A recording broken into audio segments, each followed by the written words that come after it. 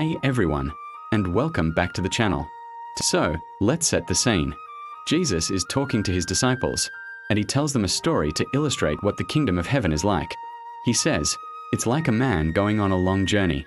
Before he leaves, he calls his 3 servants together and entrusts them with his property. Now, this isn't just a small amount of cash. The original text uses the word talents, which was a massive unit of weight, usually of silver or gold. 1 talent was worth about 20 years of a laborious wages. So, we are talking about a life-changing amount of money. This master is incredibly wealthy and is showing immense trust in his servants. To the first servant, he gives 5 talents. To the second, he gives 2 talents. And to the third, he gives 1 talent. The scripture is very specific here. It says he gave to each according to his ability. This is a crucial detail. The master isn't being unfair. He knows his servants. He knows their strengths, their skills, their capacity. He's not setting anyone up for failure. He's giving them a responsibility that is perfectly tailored to them.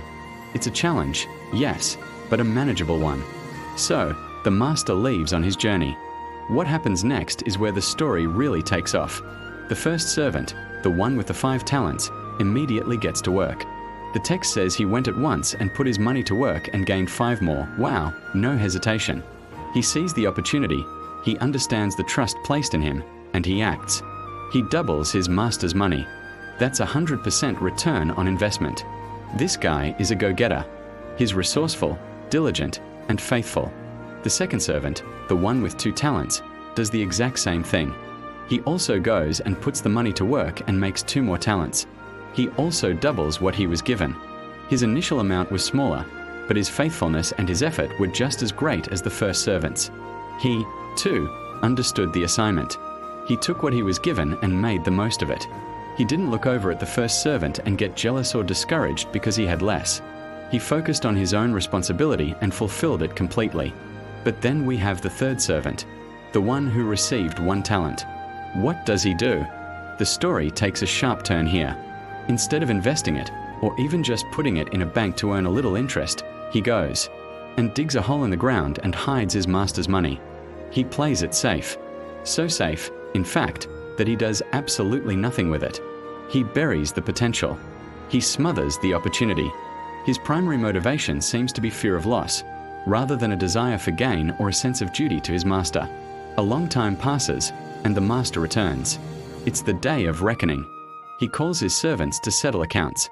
The first servant comes forward, beaming with pride and excitement. He says, "Master, you entrusted me with 5 talents.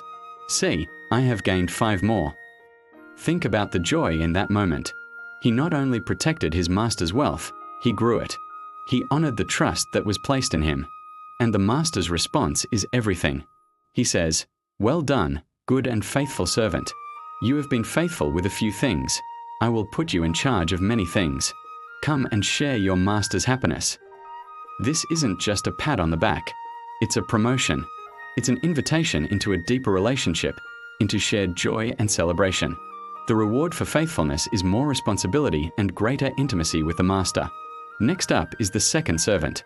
He comes and says, "Master, you entrusted me with 2 talents. See, I have gained 2 more." And what does the master say? The exact same thing. "Well done, good and faithful servant. You have been faithful with a few things. I will put you in charge of many things. Come and share your master's happiness." This is so important. The reward wasn't based on the amount of profit, but on the faithfulness of the servant. The 2-talent servant was just as celebrated as the 5-talent servant because he did his best with what he was given.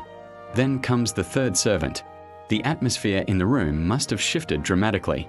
He comes forward, and his tone is completely different. It's not one of joy or accomplishment. It's one of excuse-making and blame. He says, "Master, I knew that you are a hard man, harvesting where you have not sown and gathering where you have not scattered seed. So I was afraid, and I went out and hid your talent in the ground. See, here is what belongs to you." Let's break that down. First, he insults his master, calling him a hard man. He paints a picture of a demanding, unreasonable boss. Then, he uses fear as his excuse. "I was afraid." Fear paralyzed him. Fear of failure, fear of the master's reaction, fear of taking a risk. And finally, he presents the original talent, as if returning it untouched is some kind of achievement. Here is what belongs to you. He fulfilled the bare minimum, the letter of the law, but completely missed the spirit of his role. He wasn't a partner in his master's enterprise. He was just a placeholder. The master's response is swift and severe. He calls him a wicked, lazy servant. He turns the servant's own words against him. So, you knew that I harvest where I have not sown? Well then, you should have put my money on deposit with the bankers, so that when I returned I would have received it back with interest. The master points out that even the most basic, low-risk action would have been better than doing nothing. The servant's excuse of fear is exposed for what it is: laziness. It wasn't about being careful, it was about being unwilling to try. The master then delivers the final judgment. He orders that the 1 talent be taken from the lazy servant and given to the one who has 10 talents. He explains, "For whoever has will be given more, and they will have an abundance.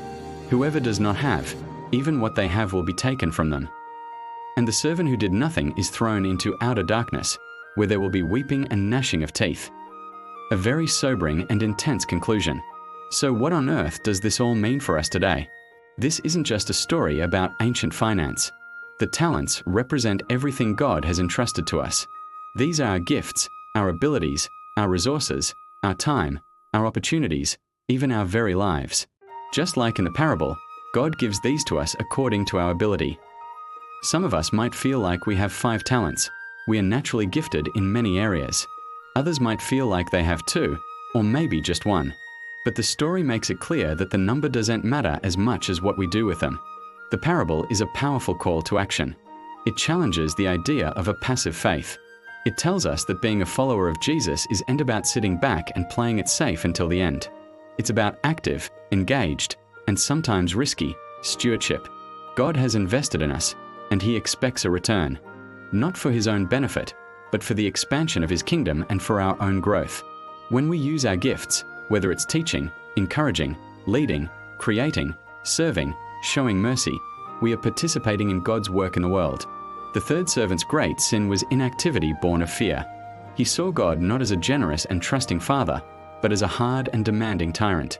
His distorted view of God led to a paralyzed life. How often do we do the same? How often does the fear of failure, the fear of what others might think, or the fear of not being good enough cause us to bury our talents? We convince ourselves that doing nothing is safer than trying and failing. But this parable teaches the opposite. The greatest risk is taking no risk at all. The reward for the faithful servants was more responsibility and a share in the master's joy. This is a beautiful picture of our journey with God. As we prove faithful in the small things, He entrusts us with more. Our capacity grows, our impact expands, and most importantly, our relationship with Him deepens. The ultimate reward isn't just about getting into heaven. It's about sharing in the very joy and happiness of God Himself, starting right now. This parable asks us to do a personal inventory. What talents has God given you? Are you a 5-talent, 2-talent, or 1-talent person? Remember, it doesn't matter.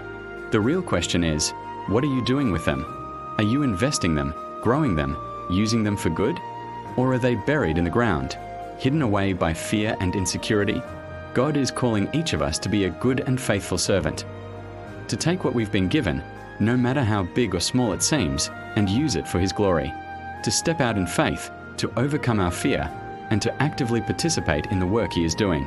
The journey might be challenging, but the Master's promise is incredible. Come and share your Master's happiness. Thank you so much for joining me today to explore this incredible story. I hope it's challenged and encouraged you as much as it has me. Let me know in the comments what talent you feel God has given you and how you're trying to invest it. I'd love to hear from you. Don't forget to like this video and subscribe for more deep dives into Scripture. Until next time, take care and use your talents well.